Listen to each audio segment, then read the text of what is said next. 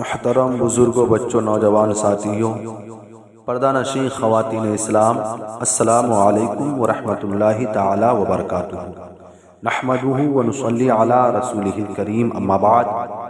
فاعوذ باللہ من الشیطان الرجیم، بسم اللہ الرحمن الرحیم۔ فیہا یفرق کل امر حکیم، وقال النبی صلی اللہ تعالی علیہ وسلم، شعبان شہری و رمضان شہر اللہ۔ حضرات، سید کائنات، سید المرسلین، نبی رحمت صلی اللہ تعالی علیہ وسلم کا محبوب مہینہ شعبان المعظم سارا ہی عظمت و برکت والا مہینہ ہے، اور یہ برکت و بابرکت والا مہینہ کیوں نہ ہو، کیونکہ یہ مہینہ محبوب پاک صلی اللہ تعالی علیہ وسلم کا محبوب مہینہ ہے، کیونکہ رسول پاک نے ارشاد فرمایا، شعبان و شہری، شعبان میرا مہینہ ہے، مگر اس میں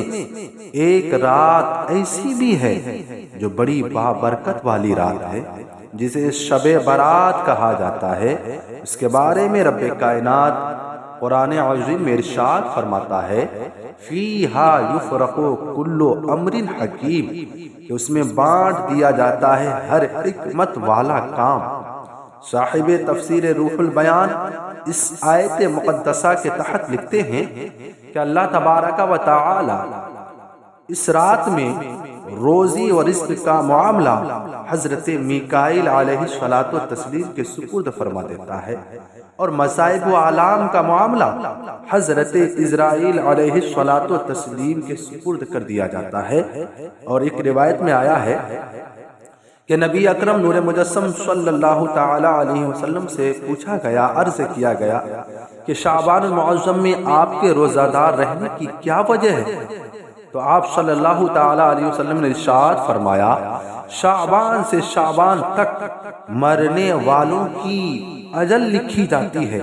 تو میں اس بات کو پسند کرتا ہوں کہ جب میری موت لکھی جائے تو میں حالت روزہ میں رہوں۔ عزیزان گرامی، شیخ محقق شاہ عبد الحق محدث دہلوی رضی اللہ تعالی عنہ اپنی کتاب مدارج النبوت میں ایک حدیث پاک نقل فرماتے ہیں کہ ام المومنین محبوب رب العالمین حضرت عائشہ صدیقہ رضی اللہ تعالی عنہ فرماتی ہیں کہ حضور صلی اللہ تعالی علیہ وسلم نے 15 شعبان کی رات کو قیام فرمایا، اور پھر اس قدر دراز سجدہ فرمایا کہ میں یہ گمان کرنے لگی کہ شاید آپ کی روح مبارک پرواز کر گئی ہو۔ چنانچہ جب میں نے یہ حال دیکھا تو میں آپ کے پاس پہنچی اور پاؤں انور کے انگوٹھا مبارک کو ہلایا۔ اس پر حضور اکرم صلی اللہ تعالی علیہ وسلم نے سر اقدس کو جنبش دی اور اپنے سر انور کو سجدے سے اٹھایا۔ پھر جب نماز سے فارغ ہوئے تو فرمانے لگے، اے عائشہ، تم نے گمان کیا ہے کہ رسول خدا نے تمہارے ساتھ حق تلفی کی ہے یا تمہارے حق میں خیانت کی ہے؟ میں نے عرض کیا، یا رسول اللہ صلی اللہ تعالی علیہ وسلم،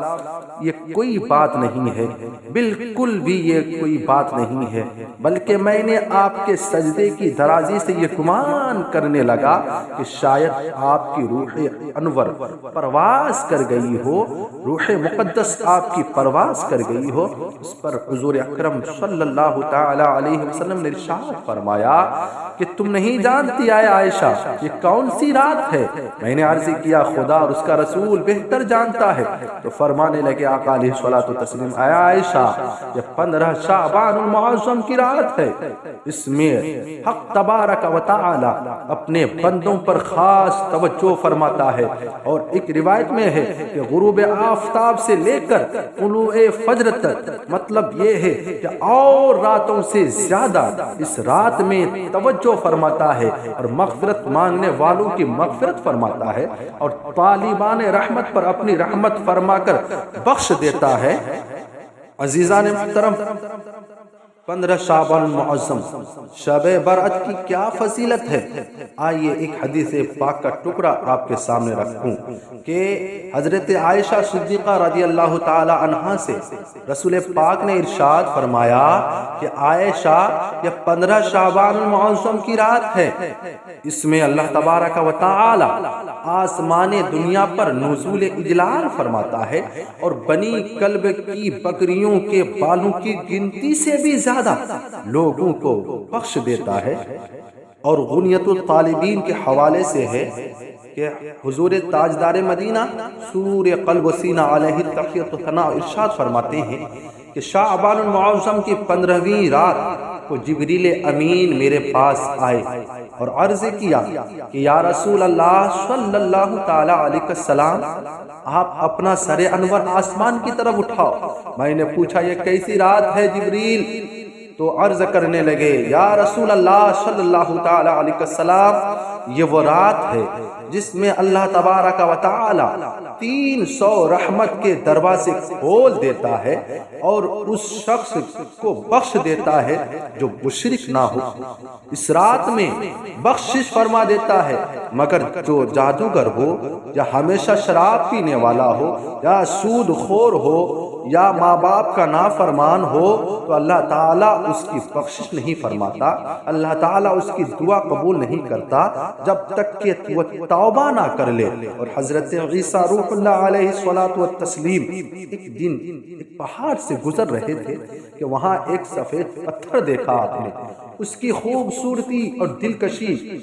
پر آپ بہت متعجب ہوئے۔ آپ کے اظہار تعجب پر اللہ تعالیٰ نے ارشاد فرمایا اے روح اللہ، کیا تم چاہتے ہو کہ اس پتھر سے بھی زیادہ تعجب خیز ایک چیز تم پر ظاہر کر دوں؟ تو رسول پاک صلی اللہ تعالی علیہ وسلم کے روح اللہ یعنی حضرت عیسیٰ علیہ الصلوۃ والتسلیم نے عرض کیا یا اللہ ہاں میں اس سے بھی، تو حضرت عیسیٰ علیہ الصلوۃ والتسلیم نے عرض کیا یا اللہ ہاں میں اسے بھی دیکھنا چاہتا ہوں۔ چنانچہ حکم خدا بندی سے وہ سفید پتھر پھٹ گیا اور اس میں سے ایک بزرگی والا شخص نکلا جس کے ہاتھ میں ایک سبز شاخ تھی جس کے ساتھ انگور لگے ہوئے تھے۔ اس شخص نے کہا اے اللہ کے نبی، یہ میرے ہر دن کی خوراک ہے اور میں یہاں عبادت و ریاضت میں مصروف رہتا ہوں۔ حضرت عیسیٰ علیہ الصلوۃ والتسلیم نے اس سے پوچھا تم کب سے اس پتھر میں عبادت کر رہے ہو؟ تو اس نے جواب دیا